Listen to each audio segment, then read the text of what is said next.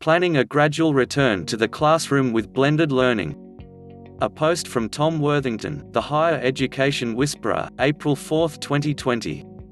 Most educational institutions had to scramble to convert courses for online delivery due to the COVID-19 coronavirus.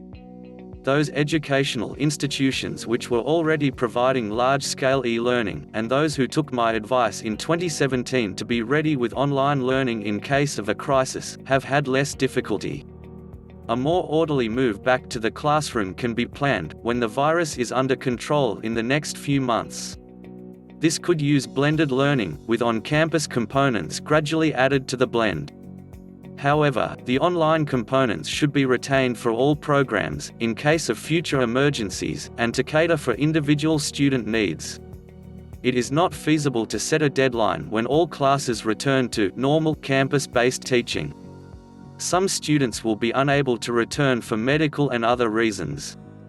Further virus outbreaks are possible, until a vaccine is widely administered. Australian institutions should also include online learning, as part of permanent contingency planning. Blended learning will also better suit student needs and the reality of how they now study. The idea that most university students were full-time and on campus was a fiction. Even before COVID-19, most students did not attend most lectures, in the typical Australian university program. Many students have families, or jobs, or both, competing for their time, making them effectively part-time students, studying mostly online. The opportunity can be taken to redesign programs, to provide blended learning. The distinction between on-campus and online students can be removed, along with full and part-time, domestic and international. The typical student will likely study 20% on campus and 80% online. But students should be allowed to choose the blend which suits them. Courses and programs can be flipped, with a design for online delivery, plus some campus-based elements added where appropriate.